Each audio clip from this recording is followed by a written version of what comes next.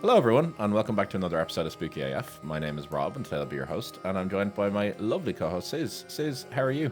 Oh, like born to serve cunt, forced to work. It is what it is. It's the millennial dream right there. Yep. No, that's the millennial reality. Yeah.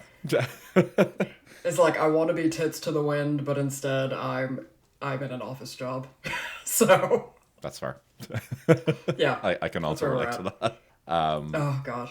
I am particularly happy, though, that now that we're in September, I was letting the dogs outside this morning, and it was like 5 degrees outside, and it was so nice. Yes. It was that, like, fresh, cold air.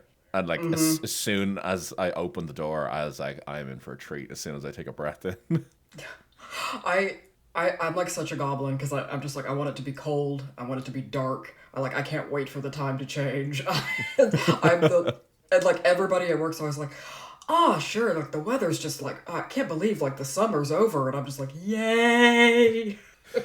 I always feel conflicted this time of the year because I love the summer. Like, I love a bit of sun. I love Irish summer because it doesn't last that long, and everyone just takes the day drinking for the whatever amount of time it is when it's here. However, give me a crisp, cold morning, and I am in heaven. Well, I'm sorry. Like I spent the first 22 years of my life just being baked. Yeah, well, that's so. Okay, that made me sound cooler than I am. I meant like temperature baked. Like no, don't correct it. Yeah, no, I just was like blazing from the moment of birth. But, no. My middle name's 420. But anyway, no, I'm just like, no, it's just like, I just grew up in an oven. And so I just love everything about like autumn, winter and having them. Yes. That's fair. That's fair. It is a lovely time of year, to be fair. Sunny days are kind of my like depression days. Because, like, it just reminds me of just, like, endless days of heat with, like, no clouds in the sky. It hasn't rained in 100 days. Like... Well, you're definitely not going to get that here, so you're all good. No, exactly. I'm, like, I decided to, like, abscond to Scotland and then Ireland. I've been in heaven. So... Yeah, it's been pretty much raining consistently, so, yeah. Yeah, exactly. Yeah. That's right. Do you mind if I go through my short list of things I make note of to catch Rob up on? Absolutely. Please do. Okay, so the first one, I had to remind myself of, because I just put, like, random tags to, like, remind myself, so I had to, like, remember what I was right. So the first one just says, more men should be babushkas. Yeah. And so that, I was like, that's a banger statement. Maybe I'll just, like, let that sit. Yeah, like, I won't give fine. any context. No, so I was on the bus recently into town, and this guy, like, emo guy in his 20s, like hardcore emo, like maybe late teens, I can't tell anymore, they're all babies, but was like full decked out, like head to toe black, and had the Vans on, everything, eyeliner, black nail polish, but then just like a floral wrap around his, like under his chin, like a babushka. of course. And I don't know what was happening, but So I want to see more of it. This is becoming a thing in, well, Dublin, obviously, but this is becoming a thing. Apparently, more lads are starting to do that, particularly in Dublin. Like wearing like a scarf like tied under their neck? Yeah. Why? I personally, as you know, I'm the pinnacle of fashion myself, Sis. Even I true. don't understand. Yeah, I was just like, I don't know what's happening, but I'm not mad at it. No, it's fine. I personally don't understand it, but I've seen some trendy looking dudes on Instagram, so, who am I to judge? Nice. Yeah. The other one I wanted to is, are you caught up with South Park? I am caught up with South Park, yes. So I'm so caught up with South Park that I saw the update this morning on the episode that they haven't released yet, which is dating this episode, and they were basically like, yeah, we haven't been censored and it hasn't been pulled. Don't worry, you know us. We'd be the first people to tell you if we were. Fair. No, I was thinking, because going into the episode about Labubus, I did not expect there to be a Labubu Bring Her Back, like the excellent recent horror film with Sally Hawkins, like crossover, and I couldn't have been more delighted. Yeah, that episode went hard. Like, my husband and I keep, like, every time we see one out in the wild now, we just keep going, la boo boo, like, like summoning demons, and it was So basically, I want to say to the listeners, go watch Bring Her Back. It is a phenomenal horror film, and then watch the Labubu episode, and it's just fucking hilarious. Yeah, like they really do make it land. Like they know what's up. They've been at it long enough now. They know what their audience needs. I also didn't know that the guidance counselor I needed in my life was Jesus. Yeah, yeah. I feel conflicted about that one as well. And I believe they even feel conflicted about the fact that they've made Jesus this kind of like relatable character. I know Jesus is, but to be fair, it's like he seems like the Jesus that like was actually like a homie. Like yeah, Yeah, no, you should be like you should hang out with like poor people and the marginalized and yeah, like yeah. anyway. So those were my. Oh, the other one was I got made fun of by 14-year-olds who were hanging out, like legitimately having a hangout at like 8 p.m. in the Connolly women's bathroom. What? And I need to say this because I need to, if we hit anybody who has influence over the youth of Ireland, like please stop this. I walked in, I really like I got off a train, I really needed to pee, and so I walked to the women's bathroom, which like Connolly is like not a great train No. station. Like it's pretty rough. Um, so I like went into the bathroom and there were these like three teenage, like maybe 15, but probably more like 14-year-old girls sitting on the windowsill of the women's bathroom. They all had on the exact same like shovel eyelashes, Yep. and Classic. you know exactly what I'm talking Yep. about. And like they were wearing like matching like athleisure wear, Yep. like the look. Like, like it's becoming that time of year where every girl's wearing a crop top but like a puffer jacket. Mm-hmm. Yep. Yeah. So they were all sitting there and they were all like on TikTok, and I could see it because they were like doing the scroll thing. And God, that made me sound like a boomer. Anyway, It did. but I was just minding my own business. I'm like, I'm just a bald bitch that needs to pee, and so like I was just going straight. And then one of them looked straight at me, nudges the other one, and goes, "I mean, why?" And like gestures toward me. What the And fuck? I know, but then I was like, you know what? I don't need to respond because you're hanging out in the Connolly women's bathroom. Yeah, that's also So true. Yeah. so I'm like, I've already won. I'm Yep. just here to pee, but you're making an evening out of this. Yeah, they're So, hanging out in a fucking toilet. So yeah. yep, in like a not nice toilet. So, Well, anyway, yeah, those are my updates I had written down. that is a wild variety of updates. Thank you. You are welcome. I have two updates. Okay. One of them you already know. I recently switched to an iPhone, and it's been Oh, fine. yeah. But I'm still learning. So if I'm not responding in comments, that's why. It's because I'm basically relearning how to use a smartphone. I need you all to picture Rob like pulling down his glasses to the end of his nose, like being like, "What do I do now?" You're not too far off. I had to have a call with my brother yesterday to figure out how to go back. Sorry. Oh God. Yeah, Yeah. that's gonna be that. That's just us from now on. So I'm currently a boomer in the eyes of my brother, who's basically like, "How the fuck do you not know how to use an iPhone?" Oh, I mean, if you gave me an iPhone now, I wouldn't know what to do with it. Like, I really don't. They've gotten the last. I had an iPhone 4 in America. So I've never had an iPhone. So the Well, because last the when I last saved Apple up and got product, one, the last Apple product that I owned was an iPod. I was about to say, are you about to say an iPod? Yeah. Well, you know me that I actively still use my iPod Nano. Yeah. So that like dates me anyway, but like I had an iPhone 4 in the States because I had like saved up for ages in college to get a smartphone, and it was like the only smartphone available back then. This would have been like 2009. Yeah. Like there Especially in wasn't the States. really like especially in the States, there wasn't really like a strong Android market back then. No. So I like in fact I had such an old iPhone contract, they don't even do it anymore. I had the old it was like it was all you can eat data, messages, and texts, Damn. and I just got like grandfathered into it. So when I went in to like upgrade my phone at one point, they were like, "Oh shit, we don't even do this contract Oh anymore." my god. I know. I was like, do I get to keep it? They're like, yeah, we actually have to honor it. But Amazing. yeah, but it made me feel old even back then. I was like 19, and they were like, yeah, we got rid of this like before I started, and I was just like, Jesus. oh well, that's nice. Okay. So, Well, yeah, maybe keep that one to yourself. Thanks very much. yeah, I was like, that's that. I could feel the death of my first stem cell, and it's just been downhill ever since. Yeah, that's all right. That's fair. Well, if it makes you feel better, in 2009, I was rocking a BlackBerry.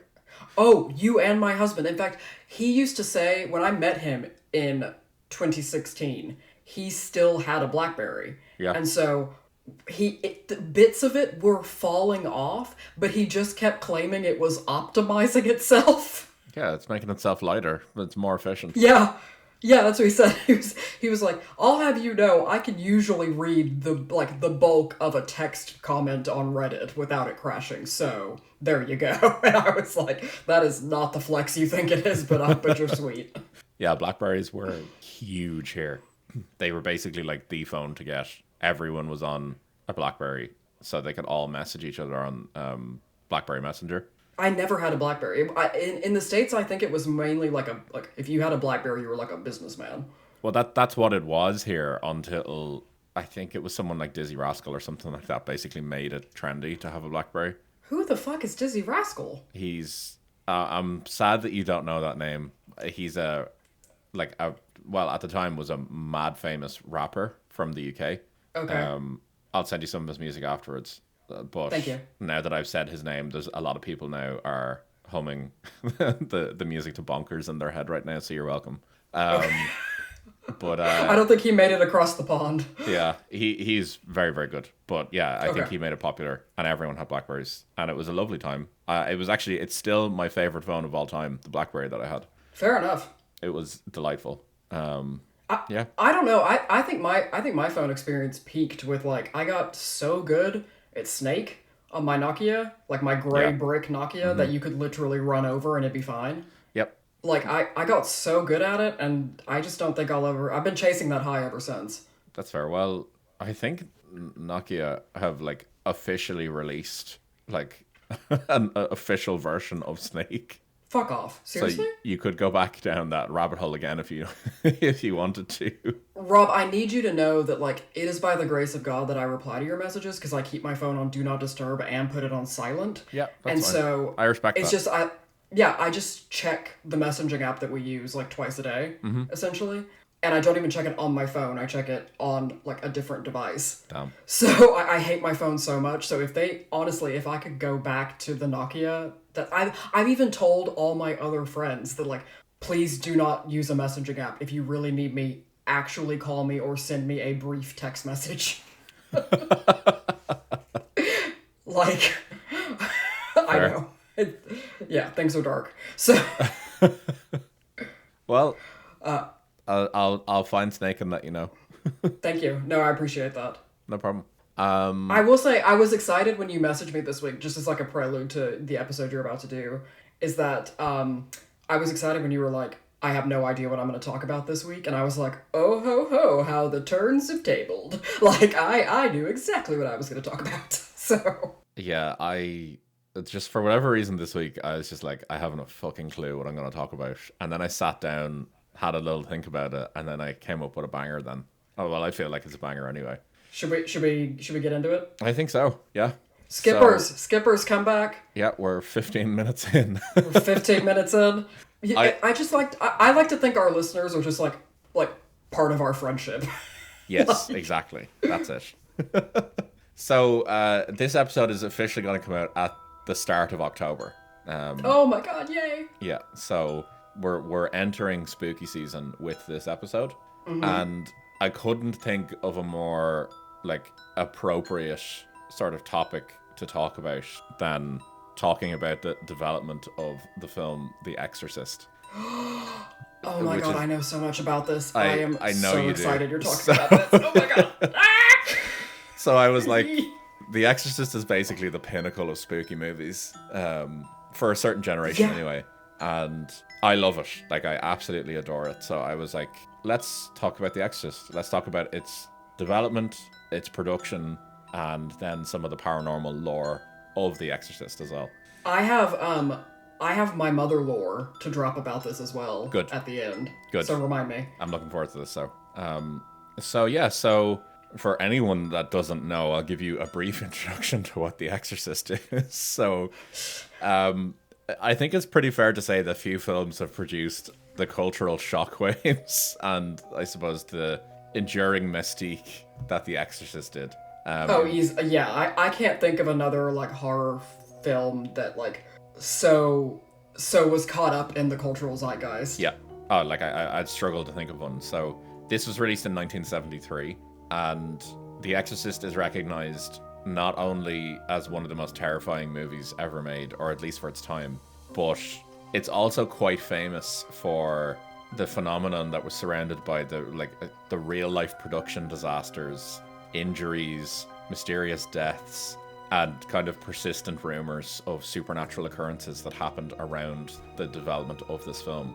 And criminals appearing in it. Criminals, yes. And it's kind of created this aura around it that it's become labeled as the Exorcist curse.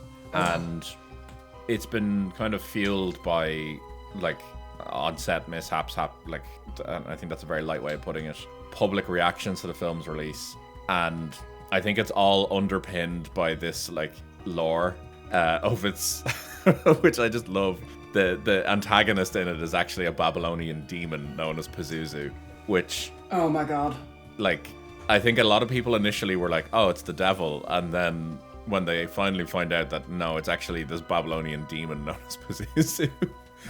And for those who haven't seen The Exorcist, you may have heard of Pazuzu on the Black Tapes, if you're a podcaster who likes to punish themselves. Mm-hmm. Yeah, we also did...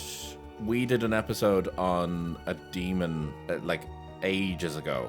I remember we talked about it. It was one of my episodes, but I mentioned Pazuzu in that episode as well. I remember that, yes. Yeah. So, yeah, it was either a relative of Pazuzu or someone close to him. Or maybe I did actually talk about Pazuzu. I mean, it could have been a homie. It could have been, it's... do you know how the Christians are always like God in 3 places with the Trinity? It'd be like Pazuzu in 3 places. That was so blasphemous. Actually, something that you'll find interesting is currently, the way Labubu's taking over the world. Yes. There's this kind of like almost satanic panic that's now forming around Labubus in certain circles in America. And there's people out there who genuinely believe that Labubu is some sort of like direct link to Pazuzu. Because it sounds kind of similar? Yeah. And also just look at them as well. They're nasty little fuckers. Okay. Yeah. I mean, I do like that the youths have their own version of the Beanie Baby. And the Furby. Oh my god, they are like the Beanie Baby meets the Furby. Yeah. With like a hint of like Annabelle, the doll. Yeah. Yeah. They're creepy enough. But anyway. Yeah, so that's right, there you go. Somehow being linked. So yeah, so let's look at some of the production history first, because this is actually really interesting, and I learned some things in this that I was not aware of. So, obviously, The Exorcist, it started as a novel written by William Peter Blatty, and it was published in 1971. It's a great book. I haven't read it. It's so good. It's the first book that I ever read that I actually felt like frightened reading it. Ooh. Like I think I read it in like 2009 or 2010 or something like that. Yeah. But like I distinctly remember reading it on Dublin bus one day and like actually feeling like I don't know if I want to finish this book. I don't know if I'm enjoying myself anymore. Yeah. And it was just very unsettled reading it, but it was great. And I would definitely recommend it for people who are interested. And yeah, so an aspect of the book that makes it controversial is that elements of the book was actually inspired by a real-life exorcism that was performed in 1949 on a 14-year-old boy in Maryland. And there's certain elements of the book that really kind of take a lot from that story, particularly around the kind of, I suppose, the psychiatric and then the religious sort of intrigue around it. But the book rapidly became this bestseller, and it actually stayed on the New York Times list for 57 weeks, which I did not know. 57, damn. Yeah, and it sold over 13 million copies just in the US. Whoa. Yeah, so it's actually like really impressive. So Blatty himself, he had prior screenwriting experience, and basically once the book became so successful, he immediately sought to ensure that there would be a faithful film adaptation, and he chose to write the screenplay himself. So I suppose that's who better to lovely. write the screenplay than the author? But this adaptation process kind of presented a number of difficulties. So initially, studios were just completely indifferent to the thought of making an Exorcist movie. Okay. There were a number of creative disagreements around content in the book and how it just wouldn't work on screen. And Like what? so we will get into it, but it was just certain things where, like, the crucifix scene, Oh god, yeah. that goes on for a number of pages in the book. Oh. And yeah, there's certain things like that, you know. Okay. Well, okay. Yeah. All right, I get that. And then also Blatty himself was insistent that he would maintain total creative control both as a writer and a producer.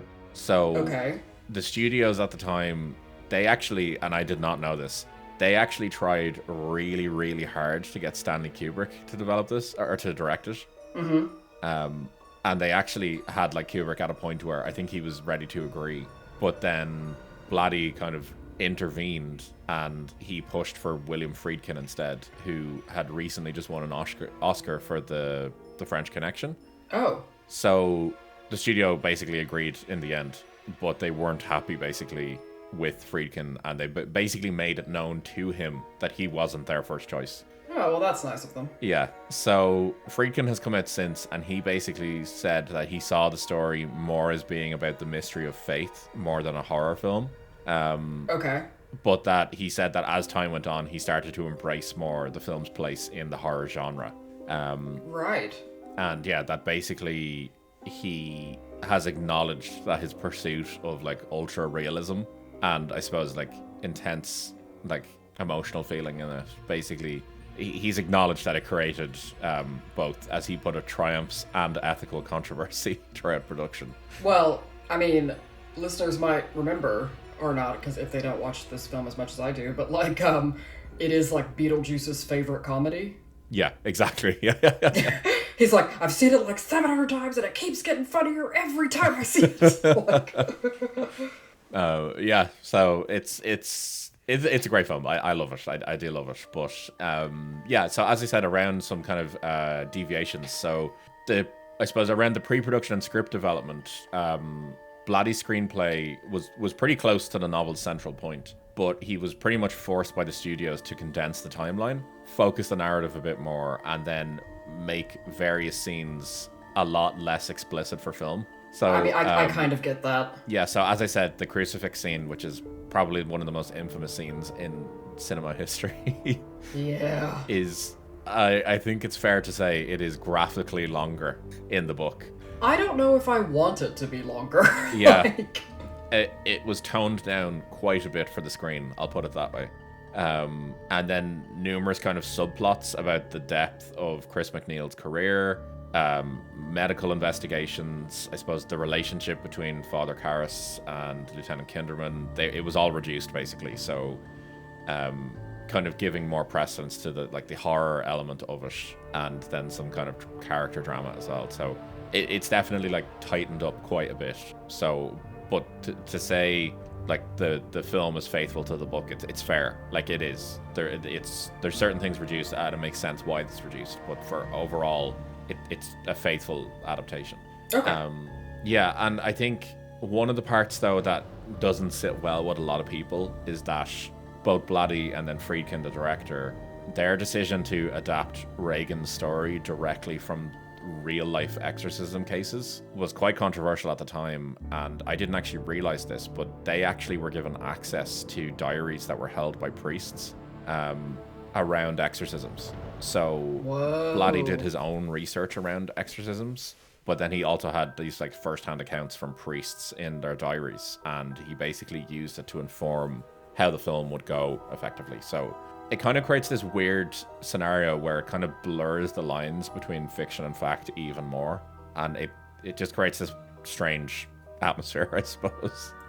Well, I can also see why it's controversial with the content anyway, because, I mean, the very real argument of, like, these people are sick and need help. Exactly. Like, medical help, psychological help, you know, all kinds of other types of help than sort of religious, you know, it's a, you know, what can be called religious woo-woo or ritual or, you know. Yep, absolutely.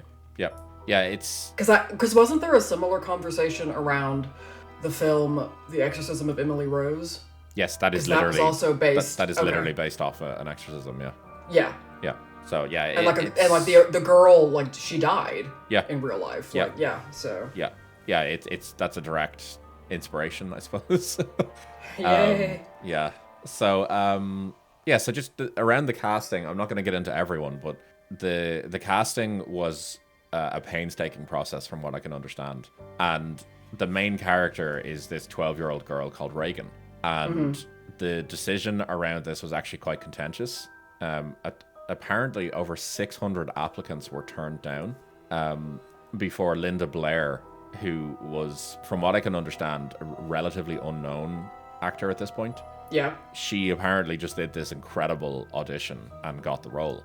And there was a lot of concerns around having a child cast in this role, where a lot of people were saying that the risks were way too high for a child performer to be in this film. Yeah. And they weren't wrong. Ultimately, they weren't wrong at all. But Linda Blair apparently just did this incredible audition and got it. The only other person that I'm going to talk about, two other people I'm going to talk about, which I know you're going to love. Firstly, the technical crew. Yeah. The artist, the makeup artist, was called Dick Smith. And I mean, that's a great name. Yeah, and was known as the godfather of makeup. He revolutionized special effects for this film and created prosthetics and effects that enabled like Reagan's head to rotate around, her skin to welt, and yeah, basically her appearance to become more grotesque as the possession intensified. Yeah, I like when she like barfs split pea soup or whatever. Yes, exactly. Yeah, and you're gonna love this. An actress called Mercedes McCambridge. She was quite a well-known radio actress at this point. Crucially, she was also a recovering alcoholic. And she was cast to create the voice of the demon possessing Reagan. Oh. And her performance, you're going to love this. To prepare for her performance, every time she needed to, she was very methodical about how she prepared her voice. Okay. She would chain smoke consistently. She would drink a bottle of whiskey and then would eat raw eggs. Oh my god. Yeah. God. To just really just, get her voice in that right place. And then... I mean, to be fair, that regimen, if you just take out the eggs, that was just living in 1973. Exactly. Yeah, chain smoking and a bottle of whiskey. Yeah. And yeah, so it was even at one point tied to a chair during her recording sessions to make it sound even more like frantic. And I don't know how well she consented to that, by the way. It was very blurry around that, but she basically got into a crediting dispute after this, where I think they tried to not put her name in the credits. But ultimately it was resolved and she won out, so she won that dispute. But yeah, she really went all in. She went balls to the wall and prepared herself for this. Yeah, I like that she unfortunately intentionally fell off the wagon and then also adopted the Gaston from Beauty and the Beast diet. Yeah. Yeah, she went all in. Yeah, fair enough. That. She went full method. Jesus. Yeah, so the filming locations then. So principal photography for the film began on the 14th of August, 1972, and it concluded after an unusual delay in time in June 1973. So it took nearly a year to film this, and that far exceeds the typical shoot time for a feature film of this era. They were much quicker with getting films turned around, and this was effectively completely out there as way too long to be filming. Oh, okay. So filming locations, they went to Washington, D.C., they were in New York, And then they ended up going to California for some scenes as well. And then they actually went to Iraq. So at the start, where there's shots in Iraq, it's actually there. Oh, okay. Well, something that I found quite interesting that you'll probably relate to is that when they were in Iraq, there were, as they put it, extreme environmental challenges, mostly because the temperatures while they were there during the day was 54 degrees Celsius. Oh god, yeah, that fucking sucks. Yeah. So that was a fun one, I'm sure. Oh yeah. Yeah. And you know they weren't using like sunscreen back then. They like God no. because you walk out when you walk out and like anything over 40 degrees, you can like feel your skin burn the minute you walk outside. Oh yeah. If you don't have SPF on. Yeah. Like. Yeah, 54 degrees. That's another level of you're fucked. You can bake bread at that temperature. Oh, totally. Yeah. Yeah. So I can only imagine how difficult that was. Yeah. Yeah. So let's get into the production. I'm sure you're gonna know quite a lot about this. But to say that the production was controversial is an understatement. Yeah. So there were. Firstly, there was a variety of technical challenges that basically haunted the production from the very beginning.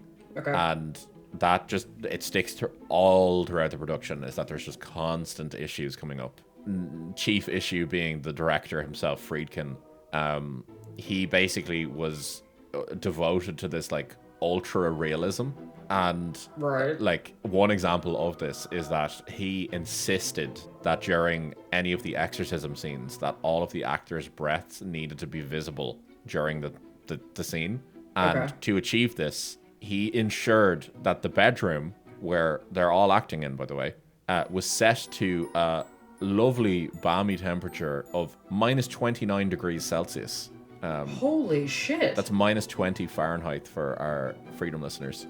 And holy fuck, that is cold. Yeah. I don't even know how he accomplished that. It's like you're in a walk-in freezer. Yeah, he literally brought in an industrial refrigeration unit to do this. Jesus. And this wait, no. Sorry. No, I'm just like Reagan is in like a nightgown. Yep. Oh my god. Yep.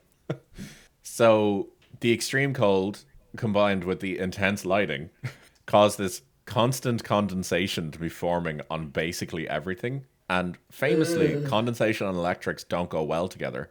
Oh shit. So this basically drastically reduced the number of shots that the crew could accomplish each day, and understandably extended the shoot dramatically. So that's just one example. As I said, they brought in this godfather of makeup, and so the practical effects were basically essential to this film, and they were deemed a vital resource. And Linda Blair was unfortunately subjected to violent mechanical rigs where she was basically just fucking yanked around by a harness to create the illusion of being possessed. And basically, she was just basically, she'd no control over this. Like, she was basically just being pulled around with no ability to like brace herself or anything, because she didn't know what was going to happen. And just to add to her psychological shock of being in this and to be like possessed and to make it more believable, Friedkin, the director, allegedly would randomly fire blanks from a shotgun to just elicit genuine terror from this poor 12-year-old girl. Good God. Yeah. So it's just the production, to say it was cursed is an understatement, basically. It's just wild. Like it's just mad, like some stuff they were doing. So we're gonna get into some of, I suppose, the accidents, injuries, and harsh working conditions even further now. And I saw someone describe this as notable production events. Nice. So most of the, I suppose, the notorious stories from the Exorcist development, they kind of center around injuries that were suffered by the cast and crew. We already talked about Linda Blair. The harness that she was actually put in, apparently it kept malfunctioning, and while she was in this harness, it basically wasn't bracing her properly, so she was actually just getting flung around.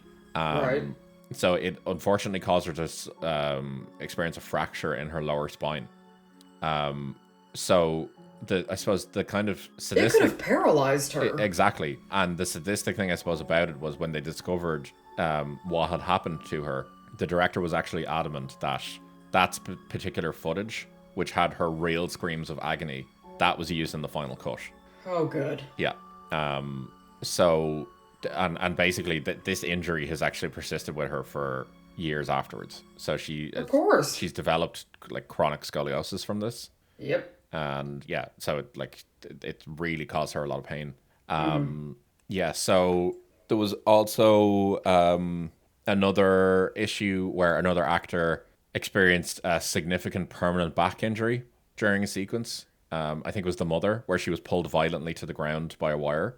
Okay. Again, that pain, that real pain that she experienced, that was used in the final film, and it actually resulted in Ellen Burstyn, the actor. She spent weeks on crutches, and basically she's recalled in interviews since that like she consistently asked to be like treated better, like handled more gently when she was doing those sort of scenes. And Yeah. basically like was just completely ignored in the pursuit of what they called cinematic realism. Oh my god, this is such a man It's director. wild, Oh isn't it? Like god. it's the most fucking Yeah. masculine, toxic masculine bullshit I can imagine. Like it's so bad. Oh yeah, it's the same kind of energy of like Jared Leto sending like a dead rat to all his co-stars in Suicide Squad. You know, like Yep. it's Yep. okay. It's wild. Yeah, like anything is permissible in the pursuit of like male genius. Oh yeah. Absolutely. You know, because why not? Oh, and especially like it's also like it's especially the pain of women. Yes, and that's exactly what they're trying to pursue here. And Friedkin actually got like I think he viewed it as a way of like trying to like explain away why it was okay with particularly where I talked about. Remember where I said he'd fire off a shotgun randomly? Yeah. His explanation for why this is okay is because George Stephen, who's the director for The Diary of Anne Frank, used to do this as well. And so he was like, "Oh, it's cool. Another director has done it already." So it's So basically he's just like there's precedence. yeah, like that was literally it. Oh my god. Because like I think I'm correct in thinking that basically didn't Kubrick like ruin Shelley Duvall's life? Yes, he did. Yeah, like full on. Like he just he like psychologically terrorized her. yeah, so much so that yeah, she basically was like very very vocal about the fact that like it fucked with her for the rest of her life. Yeah. Yeah, But he was like, oh well, like he got the best performance of her. yeah. So can you imagine what the production would have been like if he was in this? Oh god, yeah. Like Linda Blair would just be dead. Yeah, yeah, most likely. So He'd been like, yeah, and that shot in the film, yeah, that's her real body. yeah, So I mean, that's the energy this is giving. absolutely. I'm gonna just lash through now some other, I suppose, noteworthy incidents that occurred during filming. Yeah, so allegedly while the film was being made, there was a carpenter lost their thumb, a lighting technician lost a toe, and basically like injuries were like very very prevalent on set. Another issue then that arose was a major fire happened on set, Okay. which creepily it destroyed the entirety of the interior for the home, but Reagan's bedroom was left completely untouched. And people, Probably because it was so fucking cold. Yeah. The fire couldn't exist. people pointed to that as evidence that there was like an actual curse on set, that because they were using like fucking like real notes from exorcisms and all that sort of stuff, that it basically brought in some sort of spirit, and that it actually was like full on cursed on set. Yeah. Which, you know, it just adds to the lore, I suppose. It adds to the lore, but I think the real, like, I think we could all turn around to be like, well, the real demon here was, like, misogyny. It was the misogyny we learned along the way. It's like, and it would have gotten away with it, too, if it wasn't for us meddling podcasters. Jesus. Oh, wow. Yeah, so we just spit some mad bars. Oh, wow. Anyway, okay, so injuries. People be getting hurt. Yeah. The actor Jack McGowan, who was in the film, he played Burke Dennings. He was one of the older priests. Yep. He died of flu actually just before the film was released. He was an Irish actor. Yeah. Another actress that was in it, Vasiliki Malaros, she played Kara's mother. She died before the film came out as well. And as I said, the film was released in 1973, and a radiology assistant that appeared in the film, his name was Paul Bateson. He was convicted of murder in 1979, but you can see him in the film. That is one of my favorite factoids about a film, is that there's just It is wild. Yeah. It's just unbelievable. That's like it. And do you know what? I bet if he had been a more infamous serial killer, they would have been like, oh yeah, no, credit Ted Bundy.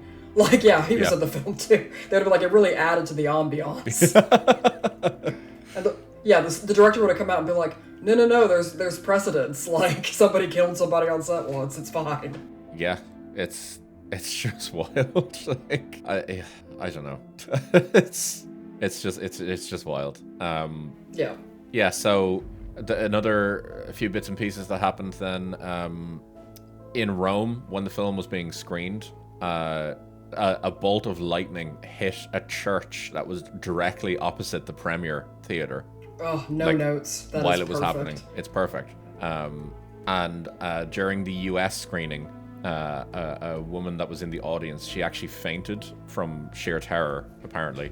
And as she fell, she actually broke her jaw. So she sued the studio and won that one. Oh, good for her. Yeah. And it was internationally re-released again in 1979 and 2000. And this re-release included the spider walk sequence that became quite famous. Oh, yeah. So, and ultimately in 2010, it was actually put into the National Film Registry as recognition of cultural significance. Which, to be fair, it's definitely significant. Lots of terrible things have cultural significance, unfortunately. Exactly. So it's not all Mozart in there. Yep.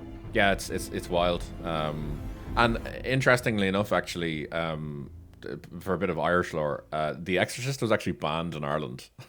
Oh, that doesn't surprise me. You couldn't even get condoms until the late 90s. Yeah. So it actually wasn't released. So sorry, it was released in 1974, but it was heavily redacted and edited. Is it like that Chinese version of 50 Shades of Grey that is it's 20 minutes long and it's just the most boring thing because it's all dialogue? Exactly that. No sex. Yeah.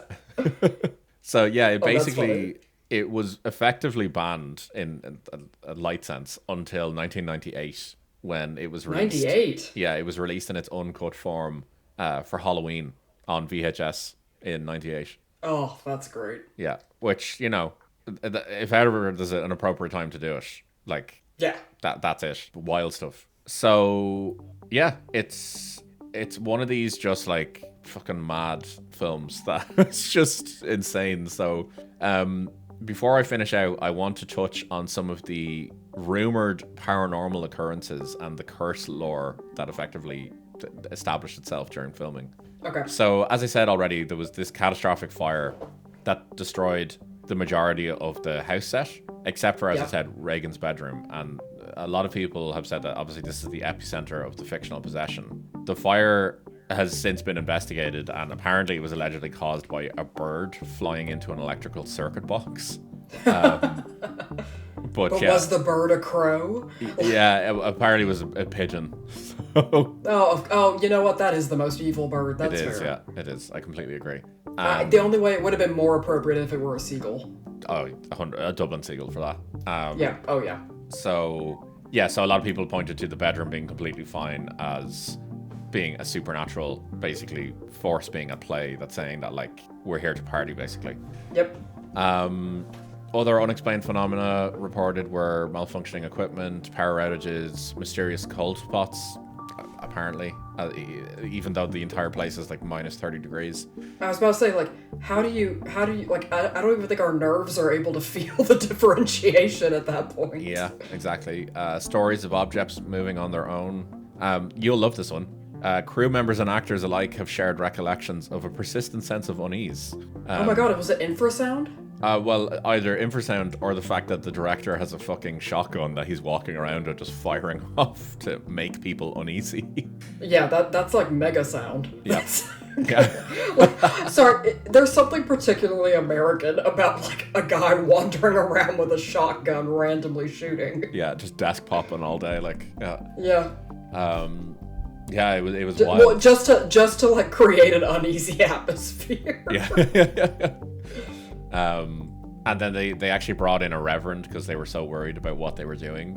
His name was Thomas Birmingham, and he basically like offered prayers and blessings on set. You'll love this. He was so frequently there that they brought him in as a technical advisor. Like, no, you hold the crucifix like this. Yeah, exactly.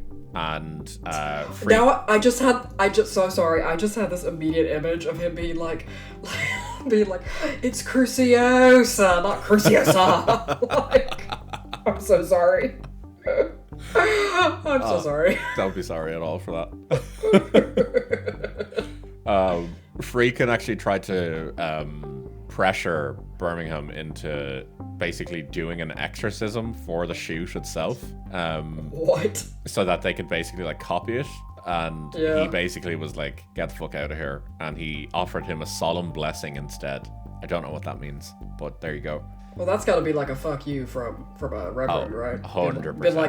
Been like, you have my solemn blessing. Yeah. Like that's a two finger to the air. Absolutely. Salute. So with the number of injuries on sets, the mishaps that occurred, the problems like with the fucking psychological trauma that was being put on staff, this so-called exorcism curse really kind of started to be kind of fueled during the film's production and then really kind of afterwards. Mm-hmm. And it's actually only fueled further by the numerous deaths of the cast and production associates. Allegedly 9 in total. Nice. Which is mad. Like, and well, it's especially mad for a film that isn't like, I mean, like a lot of deaths can happen at least in the past or whatever on films where there were like epic battle scenes and like really heavy that kind of shooting, you know what I mean? Yes, absolutely. So yeah, it's just wild. Like to be fair, like if there hasn't already been a film made about the making of this film, there should be. I mean, there have been 2,000 continuations of the saga. They should just do a behind the scenes horror one. Yeah, it's just wild. So the film, as I said, was released in 1973. To say that there was strong public opinions on this is an understatement. So audiences, when they went to see the film, they apparently responded with fear and shock. Apparently a number of people actually were like physically ill by what they were seeing. The press reported on people fainting while they were watching it. A number of people vomited in theaters. A lot of people apparently experienced panic attacks. See, this is all just indicative of a time before Reddit. It is, yeah, 100%. Because I'm like kids are sharing worse videos on the playground now. Exactly. Yeah. And this became so prevalent actually that theaters actually started providing what they called exorcist barf bags. Yeah. Was it like the Dune popcorn bucket? Exactly that. Yeah. If Okay. you got to spew, do it here. Yep. So yes, and then obviously then some religious and psychiatric commentators claimed that the film had the power to cause real, on the religious side, spiritual or psychological harm. And no, I believe it can do psychological harm. Totally, because 100%. like I mean, yeah. I Now spiritual. Yeah, I'm not so sure about that. And just so you're aware, the evangelist Billy Graham, who Oh God. he, just so you're aware, he has stated that the film was cursed, and that it contained evil in the actual film that it was filmed on. Oh yeah, like the whole like the evil was in like the celluloid or whatever. Yeah. So Oh, well, that's nice. just in case you wanted to know what he thought about it. I think you'll find I don't want to know what he thinks about literally anything. Yeah. Well, you're going to love this next part. So remember I mentioned that the premiere in Rome happened and a church was struck by lightning? Aye. Yeah. The bolt of lightning that struck the church, it actually struck the church's cross, and it actually fell. It fell to the ground when it was hit. Oh. So Rome being Brilliant. obviously the epicenter of Catholicism. Like, Now it I'm writes thinking itself. that now I'm just imagining being the director being like, no, we engineered that to happen because like precedent storms have happened before. It's like the stuff just writes itself. Like, to be fair, you know, Oh, yeah. you gotta. If You gotta someone were respect it. writing this story as a book, you'd be like, no, you've jumped the shark. It's too many things. Yes, true. Actually, yeah, they'd be like, no, you Yeah. need to like tone it back a bit now. Yeah, you'd be like, this is like too much. Yeah, yeah, that's fair. Yeah, actually, you're actually spot on with that. Yeah. Yeah. So that's kind of where we are. So to say that The Exorcist has had a cultural impact is an understatement. Yeah. It's had this, I suppose, enduring effect on horror going forward. But like the horror genre, like it really kind of inspired everything kind of going forward. And yeah, it had a $12 million budget and it grossed $441 million worldwide. That's kind of the best thing, or at least one of the funnest things I think about good horror films is that, yeah, you can film them on a dime, and then they end up, like, what was it, like Blair Witch? Yeah. Was filmed with basically, like, a nickel in somebody's pocket, and Yeah, I think they made a bajillion dollars. Wasn't Paranormal Activity, like the budget on that was like $100 or something. Oh, yeah, it was something really stupid. Or it it was was- like I think a Walmart gift card. Yeah, it was more than that, but like it was something ridiculous where people were like, "Really?" Oh, yeah, like Blair Witch, Evil Dead, like there are a lot of low budget horrors that are truly terrifying and then like rake in the cash. Yeah, absolutely. It's like, you know, it just goes to show with like some creativeness and, you know, the will to do it, people can produce some phenomenal stuff. Yeah. But for sure. yeah. Oh, do you want to hear the my mother lore? I about do. this So film? I was literally about to say that concludes my contribution to The Exorcist, and now I want to hear Suz's. So my mother, as a teenager in West Texas, snuck out with one of her cousins to go see this after I believe my grandmother like made it very clear she did not want her going to it. Good. And so my mom snuck out and saw it. So it wasn't actually. So it wasn't back when the film premiered because my mother would have been too young. Like to even be interested in it because my mom was born in like the mid 60s. So it was So, re-released in yeah. 1979. Yeah, so like that at that point she would have been like a young teenager. Yeah. So the So perfect age she- to go see this, to be fair. Oh yeah. And so she snuck out with one of my cousins and apparently like coming back from the film, it was obviously pitch dark at night and like they dropped her off like not super near the house because they didn't want to wake my grandmother. And so, but she got out of the car. It was like so terrified. She like fucking sprinted into the house. And like, I have no doubt that like under her breath, she was probably like, on that old rugged cross. Like, just like, she probably did the first Naruto run to like get into the house. So yeah, that she always. I don't think she's watched it since. Like I don't think she will. Oh my god, that's even better. Yeah, like she only like her only memory of it is from when she was like I don't know like 15 or something. Wild. That's Yeah. incredible. I love that. To be fair, I think a lot of people have a story about The Exorcist. A lot of people, it's their first like proper horror film to watch, and it generally is an older relative or sibling sitting them down in front of it and putting it on. Do you know it's either The Exorcist or The Shining? Yeah, I feel like are most people's kind of entree. it was The Exorcist for me. It was my older brother. Mine was The Shining. Yeah, my older brother put it on video, and I watched it. Damn. And I remember even like at the time being like, I shouldn't be watching this. Yeah, I didn't watch it until much later. Like I think I might have been in my 20s. Yeah, I think I was like 12. Oh Jesus. Yeah, literally. Like that film for me was like when I was 12 watching a horror film way too soon was I watched I made the mistake of watching in the same weekend It and the one with Tim Curry and Children of the Corn. Oh fuck. Yeah. Jesus. I was like yeah. I was fucked up for several years after that. Understandably, Like, oh. yeah. Yeah. Well, I mean, to be fair, it is what has given me my like mortal fear of both spiders and clowns. So cheers. That's fair. You got the Yeah. twofer right there. Yep. I think And for I, me, I still love Tim Curry though. So like, oh, Tim Curry's incredible. I think yeah. for me, I'm trying to think. The Exorcist didn't have that much of an impact on me. It definitely like played on my mind a little bit, but It weirdly wasn't the enough, Banshee, right? no, it wasn't the Banshee from Darby O'Gill. The damage was already done at Yeah. that point. As a 6-year-old. Yeah. No, I think the film that had like a proper impact on me at that time, and you're probably gonna laugh at this, was actually Signs, That is so funny. and it Oh was my just God. one particular scene from Signs. Is it the moment where he's like close to the telly watching it in the No, that's closet amazing. and then they Yeah. Oh, okay. Yeah, he's like, move out of the way, little children. No, Yeah, yeah. no, Vamonos! that was funny. No, it was actually there's one specific scene in it where the kid is lying in bed and Yeah. he hears a noise outside and looks outside his window, and there's just this shape standing on the roof across from him.